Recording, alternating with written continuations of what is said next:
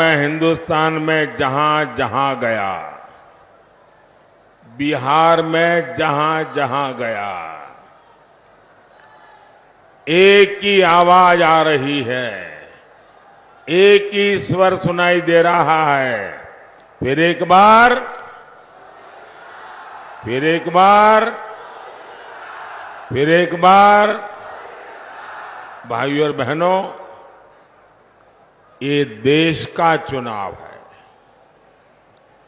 ये हिंदुस्तान का भविष्य तय करने का चुनाव है। ये चुनाव देश का नेतृत्व चुनने का चुनाव है। कौन है जिसके हाथों में हम ये देश की बागडोर दें, इसका निर्णय करने का चुनाव है। देश कांग्रेस वाली कमजोर, डरपोक और अस्थिर सरकार बिल्कुल नहीं चाहता। आप अपने मोहल्ले में भी ढीला ढाला पुलिस वाला पसंद करते हैं क्या? ढीला ढाला टीचर पसंद करते हैं क्या? टीचर भी मजबूत चाहिए कि नहीं चाहिए? जरा जवाब दीजिए ना। टीचर भी तो मजबूत चाहिए ना। मोहल्ले में पुलिस वाला भी मजबूत चाहिए ना। तो फिर देश को प्रधानमंत्री मजबूत होना चाहिए कि नहीं होना चाहिए? डरपोक प्रधानमंत्री देश चला सकता है क्या? आप कल्पना कर सकते हैं, ये लोग इतने डरे हुए हैं, इतने डरे हुए हैं, इनको रात में सपने में भी पाकिस्तान का परमाणु बम दिखाई देता है। अब ऐसी पार्टियां, ऐसे नेता जिनको रात में भी सोते सोते पाकिस्तान का परमाणु बम दिखाई दे, क्या इनको देश दे सकते हैं क्या? ऐसे लोगों को देश दे सकते हैं क्या? ये कांग्रेस के नेताओं के, इंडी गठबंधन के नेताओं के कैसे कैसे बयान आ रहे हैं। कहते हैं कि पाकिस्तान ने चूड़ियां नहीं पहनी है। अरे भाई, पहना देंगे।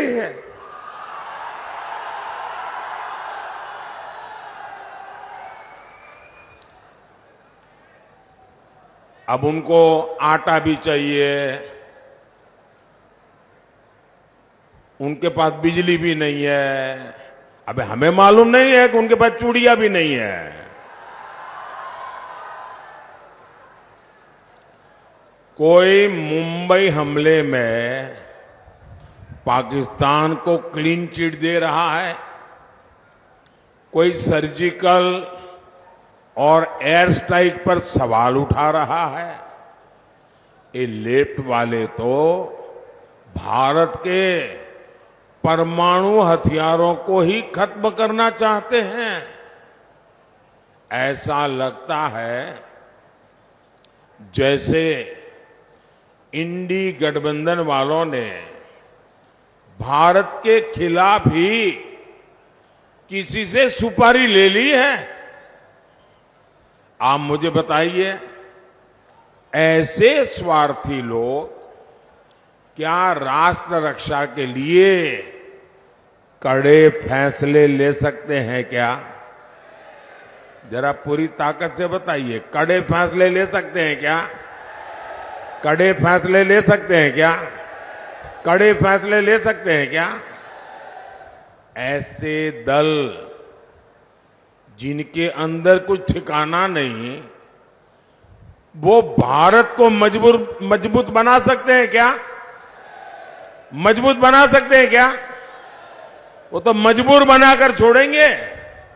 साथियों, मोदी पूर्वी भारत के राज्यों को, जो हिंदुस्तान का नक्शा देखें, और सीधी लाइन बनाएं तो जो पूर्वी भारत है, जिसमें हमारा बिहार है, हमारा झारखंड है, हमारा बंगाल है, हमारा उड़ीसा है, ये जो पूर्वी भारत के राज्य है, ऐसे राज्यों को विकसित भारत के विकास का ग्रोथ इंजन मानता है। इसलिए मैं विकसित बिहार, विकसित भारत के मंत्र पर काम कर रहा हूं।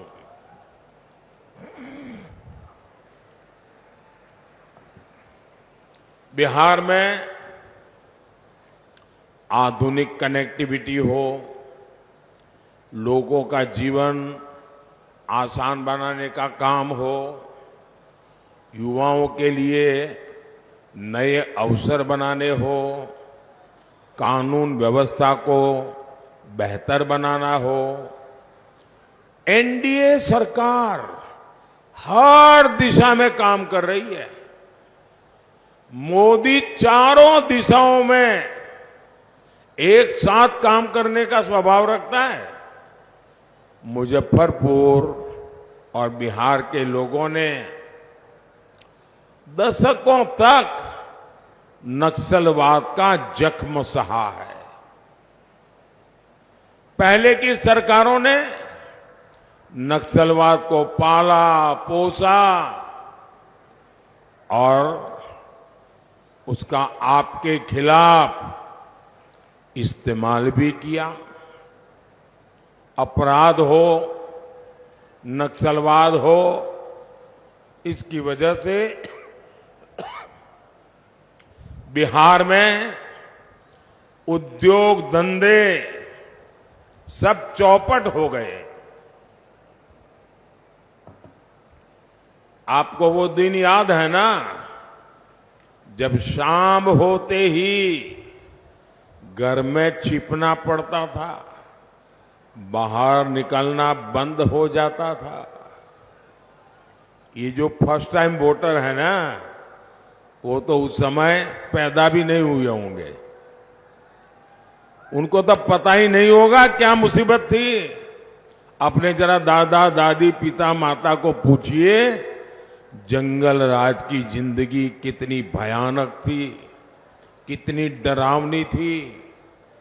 आरजेडी के जंगल राज ने बिहार को कई दशक पीछे धकेल दिया था। ये एनडीए की सरकार है जो बिहार में कानून व्यवस्था को पटरी पर लाई है।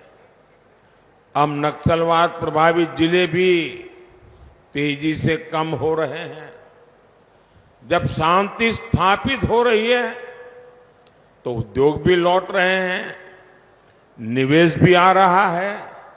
और आप जानते हैं, जब निवेश आता है तो रोजगार के भी मौके बढ़ाता है। साथियों, कांग्रेस और आरजेडी का इंडी गठबंधन भारत को बांटने में ही जुटा है। ये समाज को आपस में लड़ाकर अपने वोट बैंक के तुष्टीकरण में लगा है। आप लोग जानते हैं ना, कर्नाटका कांग्रेस सरकार ने क्या किया, ये समझने जैसा है। कर्नाटका में कांग्रेस की सरकार है, उन्होंने क्या किया, रातों रात वहां जितने भी मुस्लिम जातियां हैं, सबकी सब 100% सबके सब मुसलमानों को एक रात में हुक्म निकाल करके, ऑर्डर निकाल करके ओबीसी बना दिया। इसके कारण क्या हुआ, ओबीसी को जो आरक्षण मिला था उसमें उन्होंने डाका डाला। ओबीसी जो है पहले वाले, उनके पास कोई बचा ही नहीं। अब मुझे बताइए, क्या ये मॉडल हम बिहार में लागू होने देंगे क्या? आपका आरक्षण पर कोई डाका डाले आपको मंजूर है क्या? आपका आरक्षण कोई लूट ले आपको मंजूर है क्या? और यहां बिहार में जो चारा वाले हैं उन्होंने और भी खतरनाक बात कही है। वो तो कहते हैं कि दलित, महादलित, पिछड़े, अति पिछड़े, आदिवासी, इन लोगों को जो आरक्षण मिलता है वो उनसे लेकर के पूरा का पूरा वो मुसलमानों को देना चाहते हैं। साथियों, ये देश ऐसी कोई भी हरकत नहीं चला लेगा। और जो ये दलित, पीड़ित, आदिवासी, वंचित, ओबीसी इनका आरक्षण लूटना चाहते हैं ना, वो जरा लिख लो, ये मोदी है, जान की बाजी लगा दूंगा, लेकिन आपको न संविधान को हाथ लगाने दूंगा, न धर्म के आधार पर आरक्षण करने दूंगा और न ही एससी, एसटी, ओबीसी का आरक्षण छीनने दूंगा।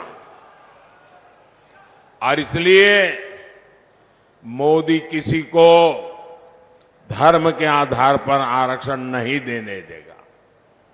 और ये मोदी की गारंटी है। साथियों, हमारी प्रतिबद्धता बिहार के युवाओं के सपनों को पूरा करना है।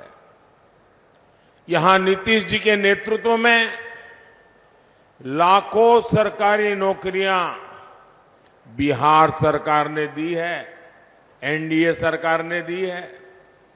केंद्र सरकार ने भी रोजगार मेलों के जरिए लाखों भर्तियों की योजना को, और हमने तो इतने सुधार किए, पहले नौकरी भर्ती में 2-2 साल तो कागजी काम चलता था। मैंने इसको कम कर करके 1 साल में 10 लाख लोगों की भर्ती करने की ताकत पैदा कर दी है। बिहार में 8 नए मेडिकल कॉलेज स्वीकृत हुए हैं।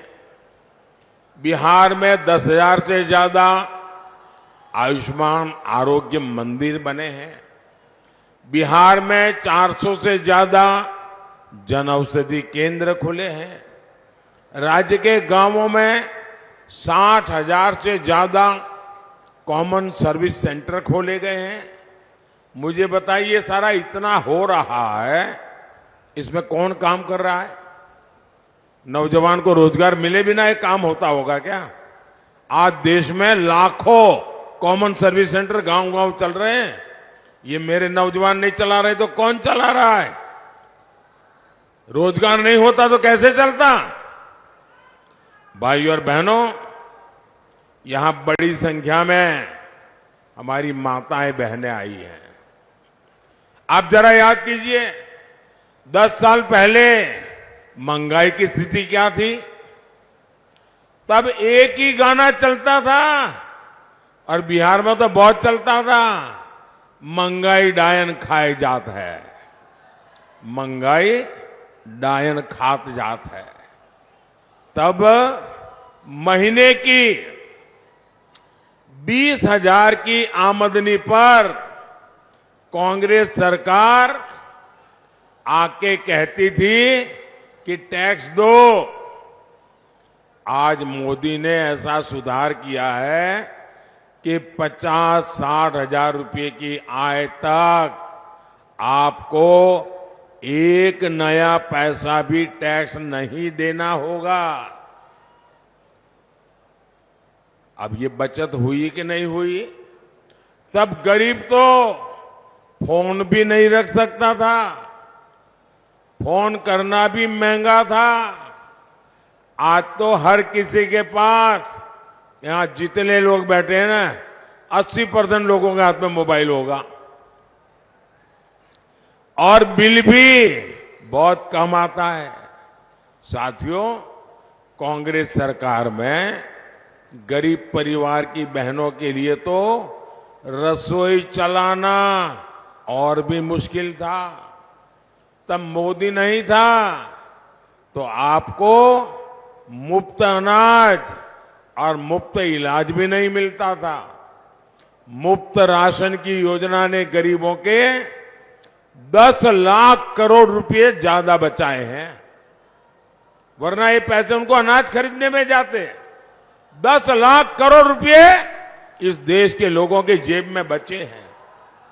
हमने जो मुफ्त योजनाएं चलाई हैं, उस मुफ्त इलाज की आयुष्मान योजना ने गरीबों के 1.25 लाख करोड़ से ज्यादा बीमारी के समय होने वाले खर्चे मोदी कर रहा है, इसलिए आपके पैसे बच गए।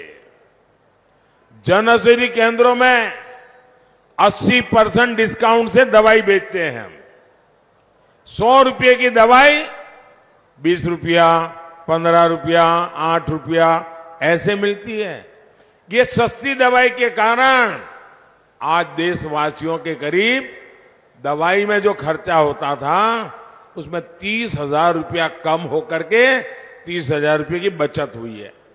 साथियों, हर परिवार की बचत बढ़ाने वाली एक और गारंटी मोदी ने दी है।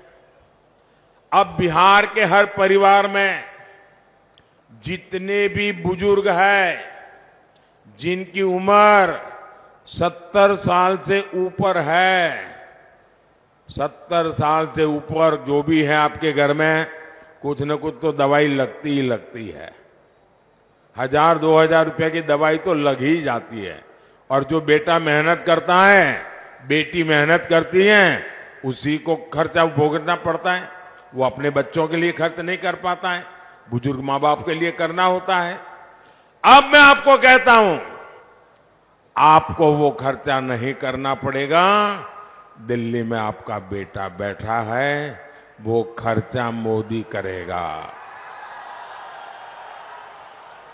5 लाख रुपया तक 70 साल से ऊपर के लोगों का इलाज का खर्चा मोदी करेगा। मैं बिहार के सारे युवाओं को कहूंगा, अब ये चिंता छोड़ दीजिए कि बुजुर्ग माई बाबू के इलाज के लिए पैसे कहां से आएंगे। अब उनका मुफ्त इलाज होगा और इसका इंतजाम अपने तीसरे कार्यकाल में, तीसरी बार जब मैं सरकार बनाऊंगा, मोदी खुद इस काम को करेगा। साथियों, कांग्रेस के समय में ये बल्ब आता है ना, लट्टू, एक एलईडी बल्ब 400 रुपये में आता था। मोदी ने इसकी कीमत घटाकर 40-50 रुपये कर दी।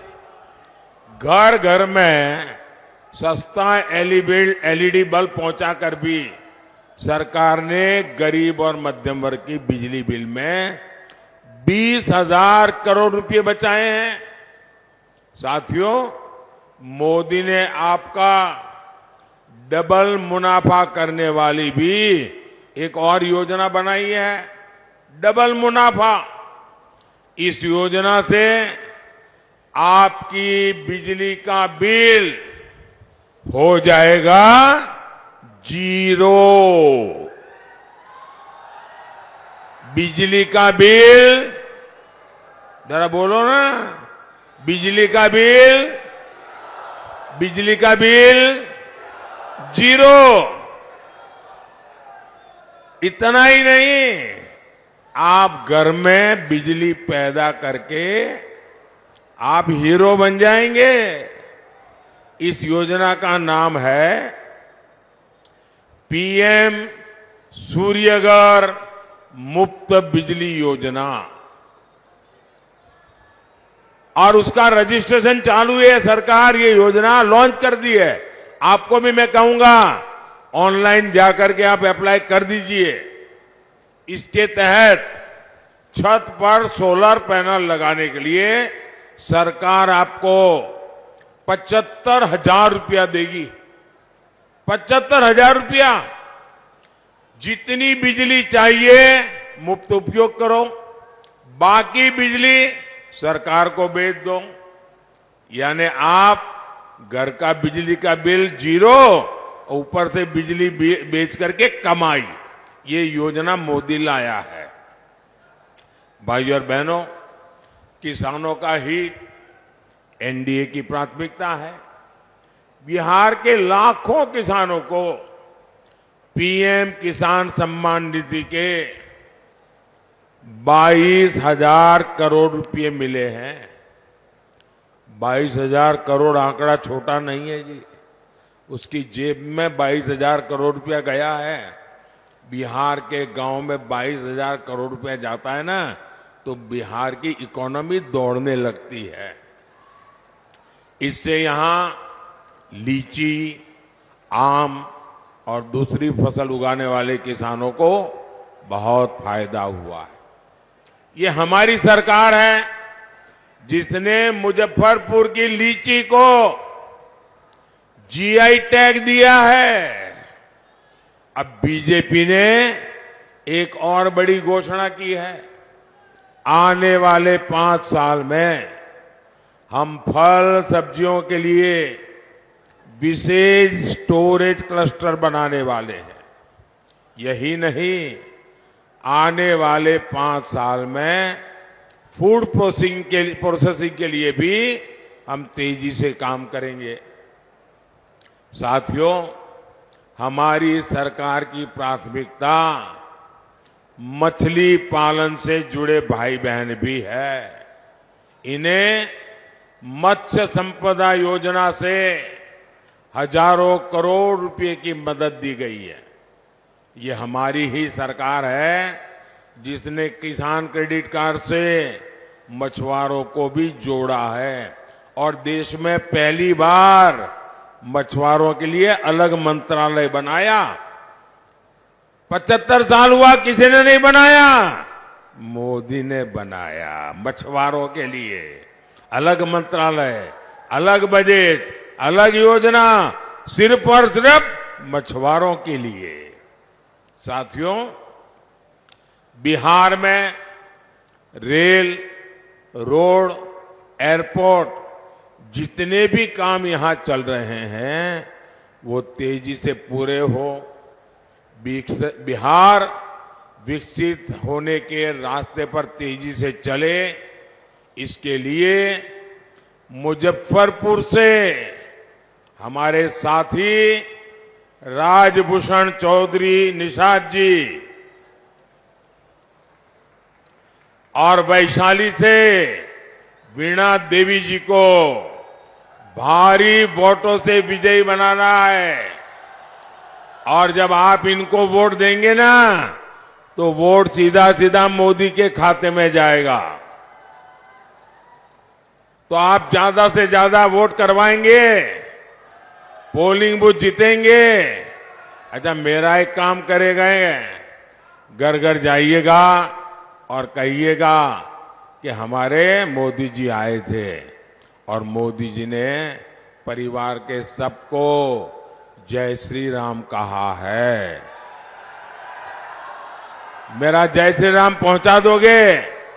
हर परिवार में पहुंचा दोगे? बोलिए भारत माता की, भारत माता की, भारत माता की। बहुत बहुत धन्यवाद।